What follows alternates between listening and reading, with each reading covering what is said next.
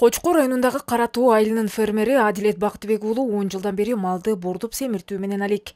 Бирок азырынча кичмекени кайра иштетүү ишканалардан аксап жаткандыктан ал өндүргөндөрүн арга жоктон ортомчуларга кармата берет.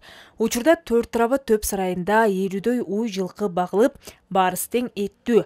Ушуга карабай аларды төгүлгөн менетинин акыбети кайта турган баасында сатып өткөрүү анча оңой түшүктөрдөн эмес. Андыктан эт комбинаты дегенде эки көзү төрт. Семирген малдарды өткөргөнгө комбинат болсо, баа чыга бергенге биз семирген малдарыбыздын баасы чыкпай кичине тоскоол жаратылып атат да. Комбинатта иштеп турса бизге жакшы болмок. Бизге окшогон дыйкандарга сонун болмок да. Сатуу кичине маселе жок болмок да. Бактыга жараша жогорудагы каарманыбыздын кыялы жүзүгө ашып, Кочкордон 60 чакырым алыстыктагы Балыкчы шаарында эт комбинаты өз өндүрүшүн баштап олтурат.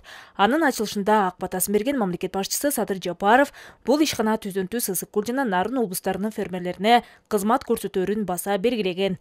Жалпы аянты 4 гектарга чамалаган объект күнүнө орточо 50 тонна этти кайра иштетүүгө жөндөмдүү. Алгачкы кадамында эле 4 түрлүү продукцияны чыгарууда.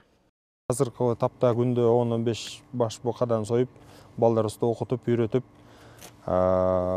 эми буюрса объемдорду көбөйтүп баштайлы деп атабыз. Жана ошондой эле чет мамлекетке сыртка экспорттоого, биздин даамдуу сапаттуу этибизди экспорттоого документтерди чогултуп, лицензияларын баарын чогултуп атабыз. Биринчи очередь Дубайга, араб мамлекеттерине чыгалы деп ойлоп атабыз. Канчалык мал көп болсо, биз да ошончолук экспорттап, Кыргыз мамлекетибизге жакшы бир салым кошот элек да, баардыгы менен чогуу. Бүгүнкүгө 1 килограмм этти 530-550 сомдон алып жаткан эт комбинатын толук кандуу бүткөрүүгө Кыргыз Орус өнүктүрүү фонду чегерген 3 миллион жана ички инвестициянын эсебинен 5 миллион Америка доллары сарпталган.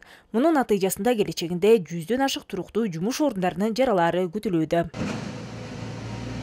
Теңиртоолук фермерлердин мүдөлөрүн артараптуу орундатууга өбөлгө ушул ишкана облус бийлигинин да зор кызыгуусун жаратууда. Ошого жараша Нарын аймагында асыл тукум малдын башын көбөйтүү менен аларды бордоп семиртүүгө өзгөчө маани берилип, фермерлерге алда канча жеңилдетилген насыяларды берүү колго алынуу алдында. Мунун баарысы 2-3 жылдан бери жүрүп жаткан кластерлерди өнүктүрүүнүн чектеринде аткарылмакчы.